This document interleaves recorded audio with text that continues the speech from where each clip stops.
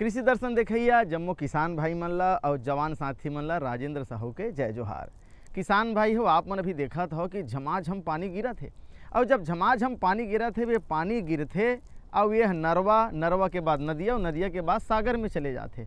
तो जब ये पानी ला हमन नहीं रोकबो, पानी के संरक्षण हमन नहीं करबो, तो हमार खेती खार जतका भी हमार जीवन के जो उपयोगी है वह सब खत्म हो जाही, बर्बाद हो जाही, नष्ट हो जाही। संगवारी हो कहीं भी आते किसी कि पानी है जिंदगी के आधार मोर भैया। पानी है तो खेत खार है, पानी है तो फल फूल है, पानी है तो मोटर गाड़ी है, पानी है तो बिजली और कारखाना है। संगवारी हो एक सेती पानी के कीमत ला समझना है, पानी के संरक्षण करना है, पानी के संवर्धन करना है। तो कैसे ढंग के करना चाहिए, आओ जानथन।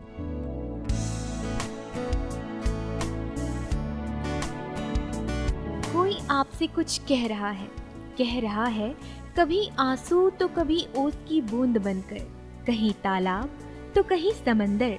मैंने देखा ना मजहब समझा इंसान की तरह, इस धरती का लाल संतान की तरह। सीख देती हूँ बचा के रख मुझको, काम आनी हूँ मैं, पानी हूँ मैं, पानी हूँ मैं। किसान भाइयों, इस बात की कल्पना मात्र से ही हम रोमांचित हो सकते हैं कि यदि हमारे राज्य के किसान वर्ष में 2 फसल लिया करें तो राज्य की आर्थिक विकास कैसी ऊंचाइयां तय करेगी। 2 फसल लेने के लिए सबसे आवश्यक वस्तु है जल, और ये प्रकृति का हमारे राज्य को एक बहुत ही बड़ा वरदान है। ये और बात है कि उसे सहेज के रखना हमारी परंपरा का हिस्सा नहीं थी, मगर किसानों में बढ़ती जागरूकता ने जल संग्रहण को भी काश्तकारी का एक अंग बना दिया है। जल कृषि के लिए बहुत महत्वपूर्ण है, जीवन के लिए बहुत महत्वपूर्ण है, और लगभग 70% जल का कुल मात्रा का उपयोग कृषि के क्षेत्र में भारत में किया जाता है। इसीलिए आवश्यक है कि जल की प्रत्येक बूंद का उपयोग किया जाए, जो वर्षा जल है उसका संचय किया जाए और उसका उपयोग किया जाए।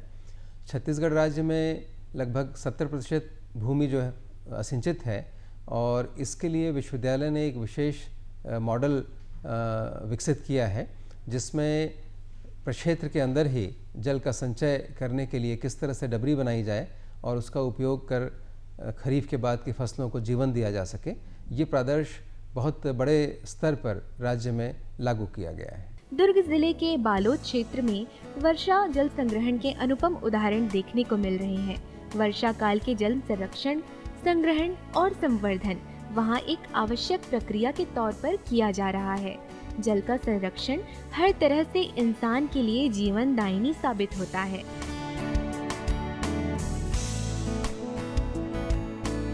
क्योंकि जल हर रंग और हर रूप में मानव जीवन के काम आता है। जल का मूल रूप पीने के और उसका परिवर्तित रूप अन्न के रूप में हमारे सामने आता है। जिस राज्य की 80% से भी ज्यादा की आबादी किसान है, वहाँ जल की महत्ता न समझी जाए तो जाहिर सी बात है हम उत्पादन की दृष्टि से पिछड़ जाते हैं। जल ही जीवन है, बिना जल के कुछ भी संभव नहीं है। जल का संरक्षण अति आवश्यक है। आप देख भी रहे हैं कि दिन प्रतिदिन जल का मात्रा वर्षा के द्वारा कम होती जा रही है और उसका वितरण सामान नहीं है। हमारे यहाँ भी जल कम प्राप्त होता है वर्षा से, और दिनों दिन हमारा जो जल स्तर है, भूमि का भौम जल स्तर, वो भी घटता चला जा रहा है। इसलिए चिंता का विषय है हमारे लिए भी, आपके लिए भी। और इस विषय में केंद्र सरकार हो, चाहे राज्य सरकार हो, चाहे हमारा विश्वविद्यालय हो, हमारे माननीय कुलपति डॉक्टर एस के पाटिल साहब इस विषय में अत्यधिक चिंतित हैं और हर प्रकार के संभव प्रयास किए जा रहे हैं कि किस प्रकार से जल का संरक्षण ज़्यादा से ज़्यादा किया जाए और किसानों को इसका फ़ायदा मिले, और जनभागिता के द्वारा उनके सहयोग से हर प्रकार से संभावित जो भी हमारी योजनाएं हैं उनको हम फलीभूत करें। अभी पिछले दिनों कुछ दिन पहले चीफ साइंटिस्ट मीट यहाँ हुआ था। पूरे हमारे देश के 36 सेंटर से चीफ साइंटिस्ट लोग यहाँ आए थे और उस विषय में कि वर्षा जल को और सतही जल को, भूजल को कैसे संरक्षित किया जाए और कैसे ज़्यादा से ज़्यादा इसका उपयोग किया जाए, इस विषय में चर्चा हुई। वैज्ञानिकों ने अपना पक्ष रखा और भी मतलब जो वैज्ञानिक थे सभी ने आपस में चर्चा की बैठक में। विशेष रूप से संगोष्ठी में ये निर्णय निकला कि हमको हर संभव हर प्रकार से जो भी वर्षा हमारी होती है, चाहे गांव में हमारे हो रही हो, हमारे खेत में हो रही हो, हमारे खलिहान में हो रही हो, हमारी बाड़ी में हो रही हो, जहाँ भी वर्षा जल है उसको वेस्ट नहीं होने देना है, उसको बह के बाहर जाने नहीं देना है, उसको ज़्यादा से ज़्यादा संरक्षित करना है। उसके लिए हम ये प्रयास करें कि वर्षा के जल को ज़्यादा से ज़्यादा रोकें। ऐसा हरगिज नहीं है कि जल का संरक्षण और संवर्धन सिर्फ किसानों की ही जिम्मेदारी है। ये तो सभी का मौलिक धर्म है कि वर्षा के बहते हुए पानी को रोका जाए। शहरी जन आधुनिक विधि अपनाकर वर्षा के जल का संरक्षण कर सकते हैं। इस तरह से वे भूमिगत जल के स्तर को बढ़ा सकते हैं। वाटर हार्वेस्टिंग अपनाकर वे कृषि प्रधान छत्तीसगढ़ राज्य को और भी सौभाग्यशाली बना सकते हैं। किसान बंधुओं को चाहिए कि जल संरक्षण और संग्रहण के साथ साथ संसाधनों का समुचित उपयोग करते हुए अधिक पैदावार लिया करें। इसके लिए आवश्यक है कि भूमि की उपयोगिता और उत्पादन क्षमता को देखते हुए उसकी ही अनुपम फसलों का चयन किया जाए। उचित पोषण और जल की व्यवस्था करते हुए फसल विविधीकरण को अपनाया जाए। खेती के लिए 80 से ज़्यादा % पानी जो है, प्रतिशत पानी जो भी हमारे पास उपलब्ध है उपयोग होता है। उसका 20% दूसरे कामों में, 12% जैसे इंडस्ट्री में लगता है और मुश्किल से 4% पीने के लिए और दूसरे कार्यों के उपयोग होता है। तो आप समझ लीजिए कि 80% पानी वर्षा जल का जो हम संरक्षित करते हैं सिर्फ किसानी के लिए हम उपयोग लाते हैं, हमारी फसलें उसको उपयोग करती हैं। तो हमें चिंता इस बात की है कि हम ज़्यादा से ज़्यादा मतलब पानी अपने खेतों के लिए, अपने जो हमारे खेत हैं उसमें जो हम फसलें लेते हैं उनके लिए संरक्षित करें। संरक्षण के लिए बहुत सारे उपाय हैं, जैसे कि आप स्वयं जानते हैं कि सबसे पहले गर्मी में गहरी जुताई करना चाहिए। गहरी जुताई करने से खेतों में जो है ढेले उभर आते हैं और जो परतें हैं टूट जाती हैं, उससे पानी का इन्फिल्ट्रेशन रेट जिसको रिसाव बोलते हैं बढ़ जाता है और जो वाटर रिटेंशन कैपेसिटी है सॉइल की, जो जल धारण क्षमता होती है बढ़ जाती है और पानी उसमें संरक्षित रहता है, जिससे आप खरीफ की फसल तो ले ही पाएंगे, साथ साथ रबी की फसल में भी हमको उसका जो डिसीजल मास्टर होता है, जो बचा कुचा मास्टर फसल कटने के बाद जैसे धान लेते हैं, मक्का लेते हैं या और भी कोई ऐसी फसल लेते हैं, उसको काटने के बाद आप दूसरी फसल जैसे चना है, अपना गेहूँ भी लेते हैं, कुछ किसान गेहूँ लेते हैं, चना लेते हैं, रागी लेते हैं और आपका सरसों वगैरह लेते हैं, उनके लिए भी डिसीजल मास्टर बच जाता है। तो हमारी सिंचाई की संख्या जो रबी में होती है उसी कम संख्या में हमारा रबी की फसल हो सकती है। हमारे राज्य छत्तीसगढ़ में सिंचाई का रकबा देश के अन्य विकसित राज्यों की अपेक्षा काफी कम है, लेकिन यहाँ सिंचाई क्षमता को बढ़ाने की काफी संभावनाएं हैं। यहाँ विपुल मात्रा में सतह जल और भूमिगत जल उपलब्ध है, जिनके समुचित दोहन से सिंचाई क्षमता में आशातीत वृद्धि की जा सकती है।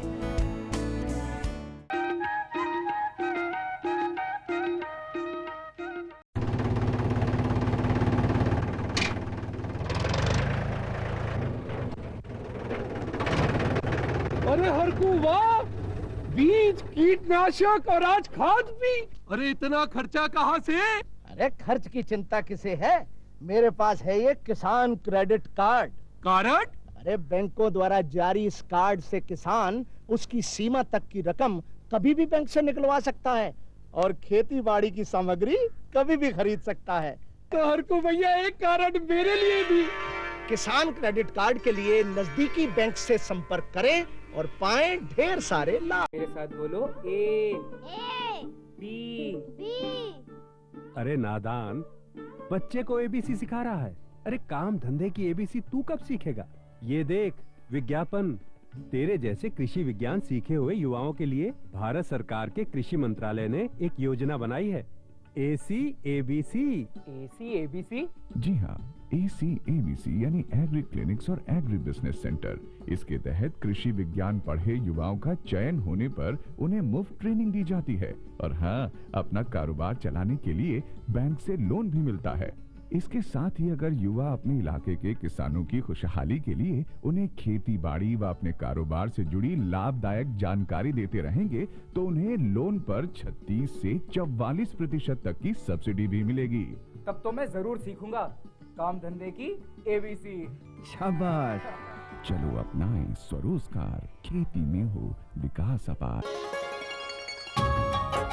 आप किसान भाइयों की खेती बाड़ी से जुड़ी हर समस्या का कृषि विशेषज्ञों द्वारा तुरंत समाधान। किसान कॉल सेंटर। आप भारत के किसी भी प्रदेश में रहते हो, कोई भी भाषा बोलते हो, आपकी समस्या चाहे फसल की बीमारी की हो, खाद की, पशुपालन की या कृषि से जुड़ी नई तकनीक की, अपनी समस्या का अपनी ही भाषा में समाधान पाने के लिए आप देश के किसी भी कोने से डायल करें 1551। विशेषज्ञ द्वारा आपको दी जाने वाली ये सलाह बिल्कुल निशुल्क है। ये सुविधा प्रातः 6 बजे से रात्रि 10 बजे तक निशुल्क उपलब्ध है। किसान कॉल सेंटर यानी 1551।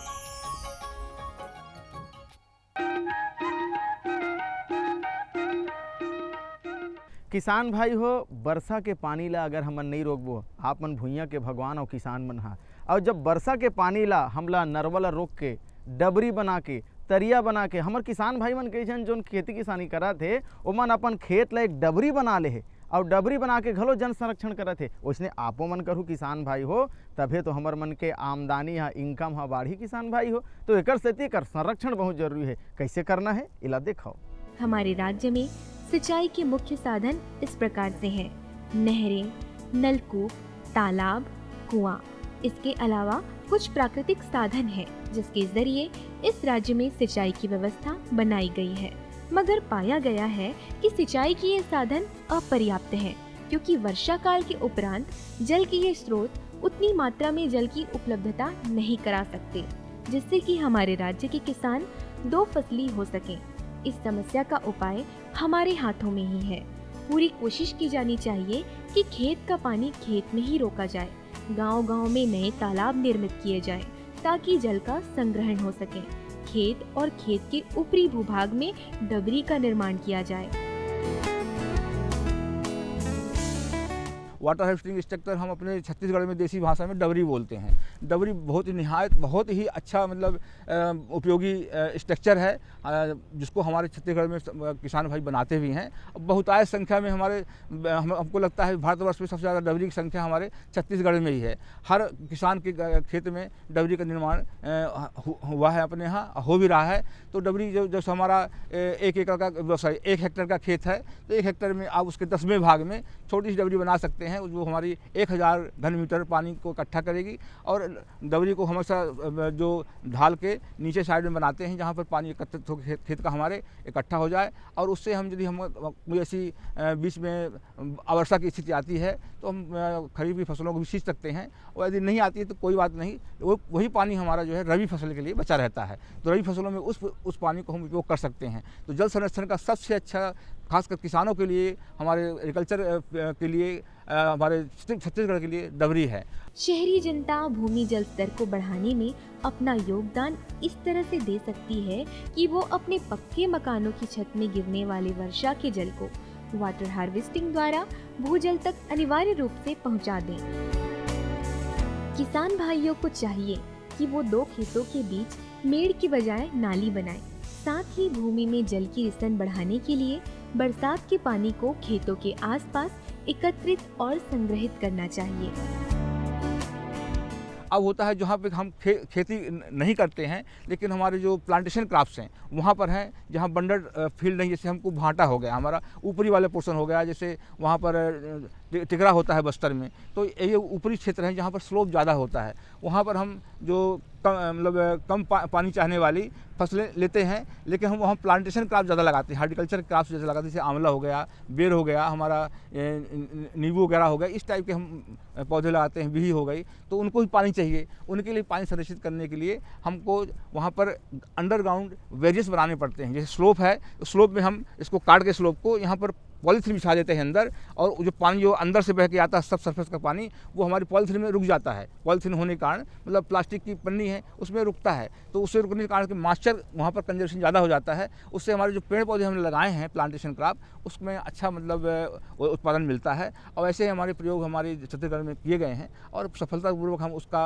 मतलब यहाँ पर संचालन किए हैं। और कई जगह हमारे एग्जाम्पल भी हैं जिसको हमारे किसान भाई आते हैं, उनको देखते हैं। हमारे विश्वविद्यालय में भी कई प्रकार के अनुसंधान, चाहे खेत हो और चाहे मतलब बंड हो, बंड में भी जैसे हम अरहर बोते हैं उसमें भी हमको मतलब संरक्षण मिलता है। बंड बनाने से पानी का रुकावट होती है, धान के खेत हमारे अच्छे रहते हैं, उसमें धान के खेतों में अपने आप रिचार्ज होता है।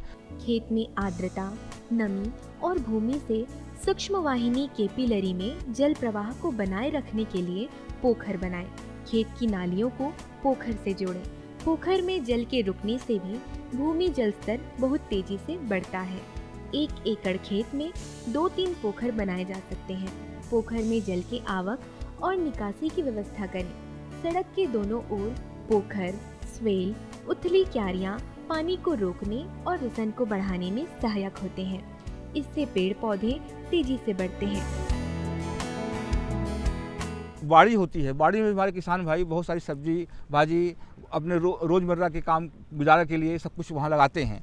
अब डबरी में, वहाँ पर डबरी तो बन नहीं पाएगी, वहाँ कौन सी ऐसा स्ट्रक्चर बनाया जाए जहाँ पर हम पानी को संरक्षित कर सकें और उसका उपयोग करके हम बाड़ी को मतलब ज़्यादा उत्पादकता प्रदान कर सकें। उसमें सबसे अच्छा होता है डिश बनाना। डिश वही चीज़ है कि पूरे घर का पानी हमारे छत का जो आएगा, हमारे जो सामने फरका बना हुआ है, जो हमारा पूरा पानी यहाँ से बह के हमारे उसमें मतलब डिश में जाए। डिश मतलब डबरी का छोटा रूप है, इसमें गहराई ज़्यादा होती है और लंबाई चौड़ाई कम होती है। डबरी में लंबाई चौड़ाई ज़्यादा होती है, गहराई कम होती है। इसमें 3 से 4 फीट की गहरा गड्ढा होता है और जो 5 से 6 फीट जो चौड़ा बना देते हैं, एक कोने में बना देते हैं। सारा पानी उसमें इकट्ठा होता है। उस गड्ढे में पानी होने से आसपास रिचार्जिंग भी होगी और उससे हम सिंचाई भी कर सकते हैं। हमारे जो फल फूल लगे हुए हैं या हमारे पेड़ पौधे हैं कुछ हम लगाए हुए हैं, उनसे सिंचाई कर सकते हैं और हमारी बाड़ी का जो उत्पादकता है बढ़ा सकते हैं। खेत की जीवांश वाली मिट्टी बहकर नाली और पोखर में जाकर रुक जाया करती है। इस मिट्टी को फिर से खोदकर फिर से खेतों में फैलाने से जीवांश संवर्धित होते हैं। नाली और पोखरों में मेढक जरूर होते हैं।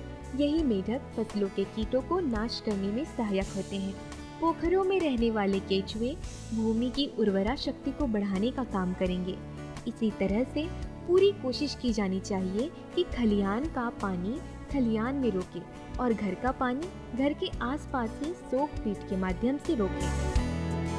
हमारे छत्तीसगढ़ में रिचार्जिंग की बात की जा रही है, तो मेरा कहना यह है कि यहाँ रिचार्जिंग की मतलब 80% जो है खरीफ में धान लगती है और धान हमेशा पानी से लबालब रहती है। जब कभी वर्षा की स्थिति आती है तब उसकी बात अलग है, अदरवाइज पानी हमेशा रहता है। तो उस पानी से ग्राउंड वाटर रिचार्ज नेचुरली होता है, हमको आर्टिफिशियल रिचार्ज की ज़्यादा आवश्यकता नहीं पड़ती है। इसके बावजूद भी जैसे कि हमारे क्लाइमेट चेंज हो रहा है, कभी कभी वर्षा की स्थिति आती है और एवरेज से कम रेनफॉल होती है, तो हमें तैयार रहना चाहिए। जो हमारे ट्यूबवेल बनते हैं, हम ट्यूबवेल बनाते हैं, तो हमारे किसान भाई ट्यूबवेल बना के पानी निकाले जा रहे हैं, उसमें पानी डालते नहीं हैं। तो हमारा जो अनुसंधान यहाँ हुआ है उसमें हमने ऐसा पाया कि आप ट्यूबवेल बनाइए, लेकिन ट्यूबवेल के चारों तरफ उसको ट्यूबवेल को आप कुएं बनाइए, कुएं के अंदर बनाइए, ओपन वेल जिसको बोलते हैं, खुला कुआं, उसके अंदर बनाएंगे ट्यूबवेल। आप ट्यूबवेल को बनाने के बाद उसमें आप जो कुआं रहेगा उसके चारों तरफ से पानी हमारा जो खेतों में भरा हुआ है वो रिस के फिल्टर होके सब सॉइल से आएगा, सब सरफेस से आएगा, तो अपने आप उसमें केमिकल्स कम हो जाएंगे, उसमें जो गंदगी मिली हुई है वो कम हो जाएगी और स्थिर पानी। पहले तो किसान भाई ये समझ लें, हम खुद हम गांव के रहने वाले हैं, तो हम भी कुएं का पानी पीते थे पहले। अभी हमारे गाँव में कुएं का पानी बरसात भी पी रहे हैं लोग बाग, इतना साफ़ सुथरा पानी कुएँ में आता है। वो कुएँ में पानी आएगा, उस पानी को आप ट्यूब में मतलब अलाउ कर दिए कि ट्यूब से घुसे, तो बरसात में ट्यूब में पंप रहता नहीं, पंप की जरूरत नहीं बरसात में, तो उस ट्यूब से पंप से पानी घुसता जाएगा और जो हमारा अनकन्फाइंड एक्वाफर है उसको रिचार्ज कर देगा। गहरे जल स्रोत में वर्षा जल से पुनर्भरण के लिए केसिंग पाइप का उपयोग किया जाना चाहिए, जहां जल का संग्रहण पूरी उदारता के साथ किया जाना चाहिए। वहीं उसका उपयोग और उपभोग किफायत के साथ किसान भाइयों को चाहिए कि वे जहां तक हो सके अपने प्रक्षेत्रों की सिंचाई स्प्रिंकलर और ड्रिप यानी टपक विधि से किया करें। हमारे राज्य का बहुत बड़ा सा क्षेत्र जल संरक्षण, संग्रहण और संवर्धन की दिशा में आगे बढ़ रहा है, क्योंकि इन क्षेत्र में जल को रोके जाने की तमाम आधुनिक कोशिशें की जा रही हैं। किसान भाइयों, इस बात से किसे इनकार हो सकता है कि जल ही जीवन है? फिर इस बात को लेकर संशय कैसा कि जीवन की रक्षा की जानी चाहिए?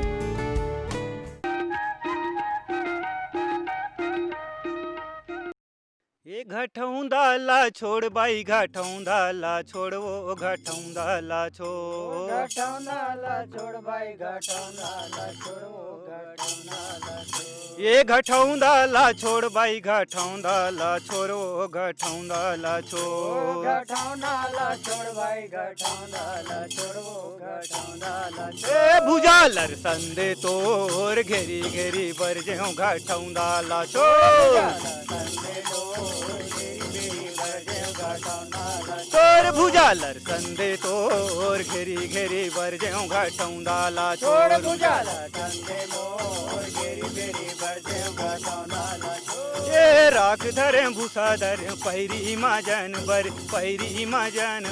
हो ए राख धरे भूसा धरे पैरी माजन बर हो राख धरे भूसा धरे पैरी माजन बर हो ए राख धरे भूसा धरे पैरी माजन बर हो ये दे पैरी के मांजत ले होई गे अब देर भुजाला संदे लो घेरी घेरी बर जेऊ किसान भाई हो, अभी आप मन जल संरक्षण के महत्व ला देखत रहे हो। किसान भाई हो, का है आप ला हीरा मिल जाही, मोती मिल जाही, धन संपदा मिल जाही, पानी नहीं मिलने वाला है।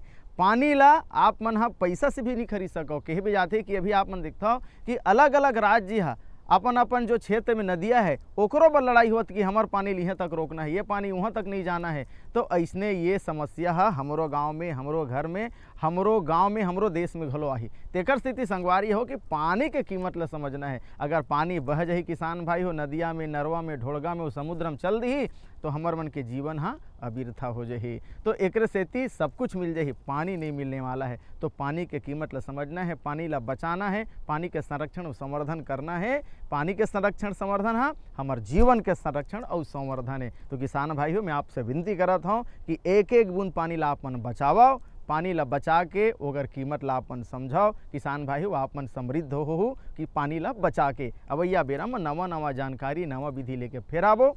तब तक दबिदा, राम राम।